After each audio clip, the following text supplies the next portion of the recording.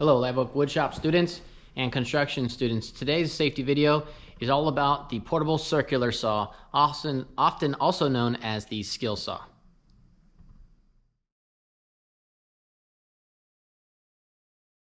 So as you can see here, this is our circular saw. First things that you probably won't notice is it's an electric saw, right? We'd have to plug this in. Again, there's plenty of safety concerns with electrical tools. One of the main ones is having that power source nearby and having an extension cord if necessary, and then making sure that you're not tripping over or whatnot while you're using it, or other people aren't. And the other key is where this cord is while you're using this saw. Basically, it should always be behind you and behind the saw while you're cutting. You have your handle here. This is where you would hold the saw in this manner. This trigger is what starts and stops the blade. You hold it down to keep the blade spinning. You let go to stop the blade, or sorry, to let the blade slow down and eventually stops. This is the plate right here, and then this right here is a guard. It's spring loaded, so usually as you push through the material, this will actually automatically just go back as you cut, and then as you finish, it'll slide back down. Just like any guard on any saw tool, you want to always make sure that that guard is in good working condition. You don't want to have guards that get up here and then get stuck. They pose a very unsafe hazard for you. The plate here can be adjusted to make beveled cuts. So we talked about beveled cuts in our other compound miter saw video. So you would just loosen this up, and then you could actually adjust the plate to make a beveled cut. And then right here, this adjustment will adjust the depth of the blade. So right here, we would go like this, and then we can adjust the depth. Let me set the camera down.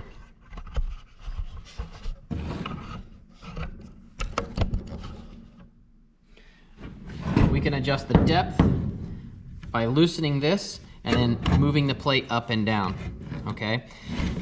Probably one of the safest things to do, actually it is a safe, not the safest, but it's a safety concern, is when we are cutting material, we always want to make sure that our depth is set to the appropriate size. So for example, this is a 2x4, and on this particular 2x4, if I was to cut at this depth right here, if I was to set it at this depth, get the camera adjusted.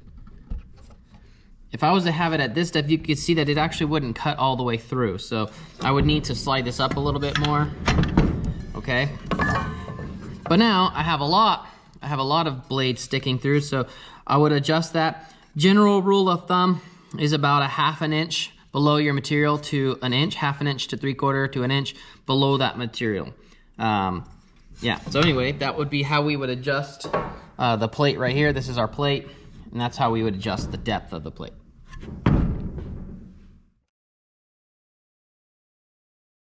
So the next thing I want to talk about when using a circular saw is how to set up the wood when we go to make that cut.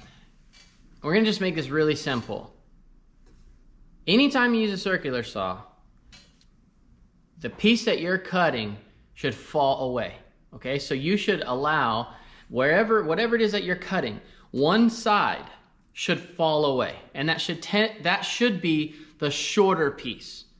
The reason for that, the longer piece is going to be heavier. The shorter piece is going to be lighter. So the longer piece being heavier will stay flat. The shorter piece being lighter falls away. If you do it the opposite, if this is the really long piece and the blade is here, and this is the short piece, what's going to happen is the heavy long piece is going to want to lean down. As you cut it away, it's going to start to pick up, and it's going to be hard for you to hold that board secure. So general rule, actually just do it all the time, is make sure that the shorter and lighter piece is what's going to fall off. So what I've done right now is I've set up something really, really bad. You would never set it up this way to cut that board. So I did this on purpose to show you something you should never do. Okay, one, obviously it's not very secure. It's just on a board there. It's on a stool right there. But that's not really the point. The point I'm trying to make is if I was to cut right here in the middle, what I have is an elevated board there and a supported board there. And as I cut, these two things are going to fall down in the middle, and it's going to create what we call a pinch point. So I'm going to show you right now this idea of a pinch point that's going to lead to kickback on the blade. So let's say this is what we have right here. We have a board that we need to cut, and I set it up in this manner, okay?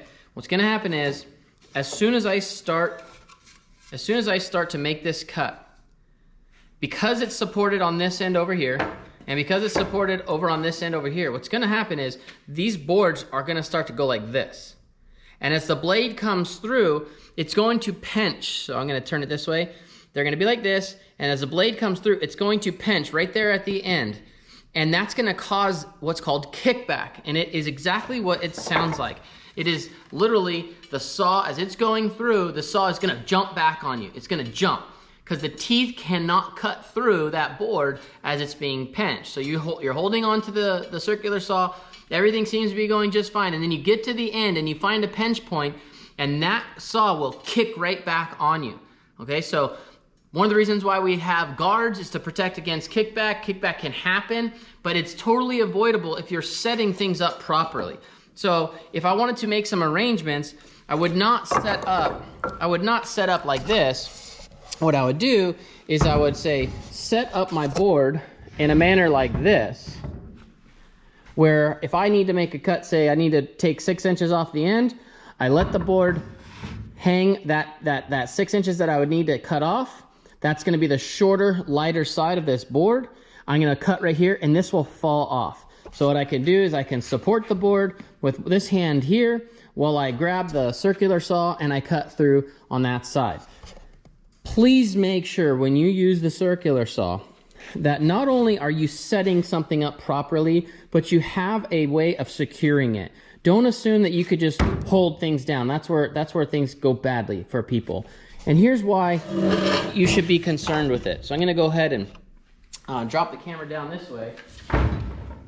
If we're holding this saw like this, if we're holding this saw and it kicks back, you're gonna notice, where does it kick back to?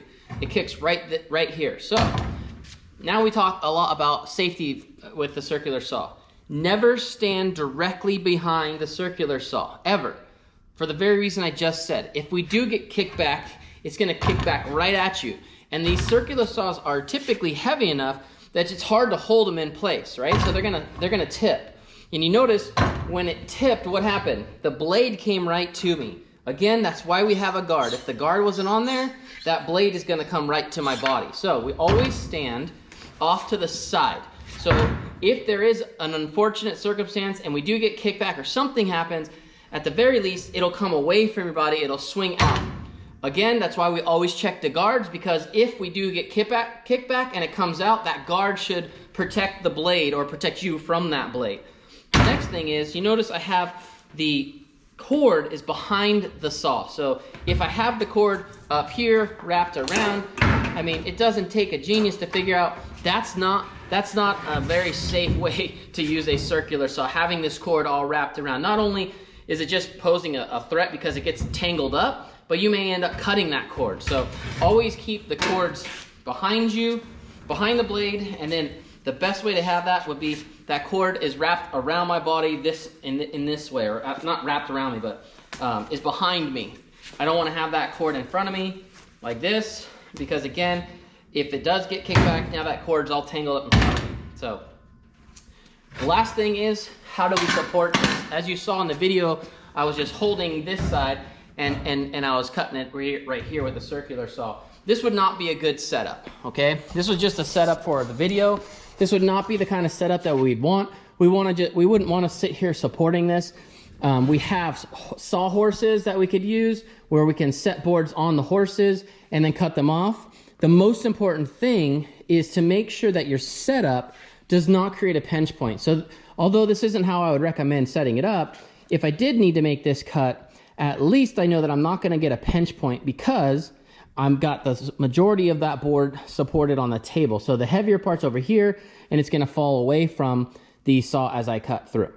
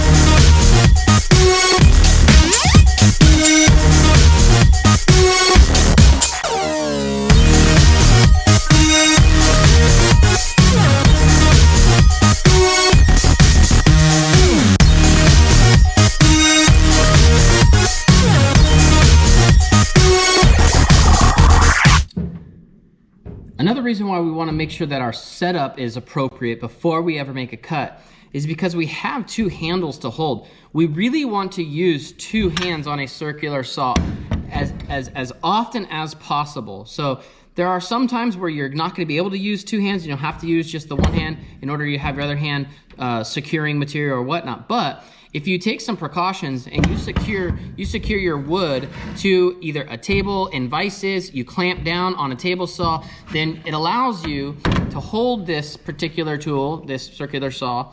It allows you to hold it with two hands. It gives you a lot greater control. So you can see I'm holding on the top here. I'm holding back here. This is my trigger finger. I would pull that trigger to engage the blade, and then I would be able to slide in this forward motion. So it would look like that.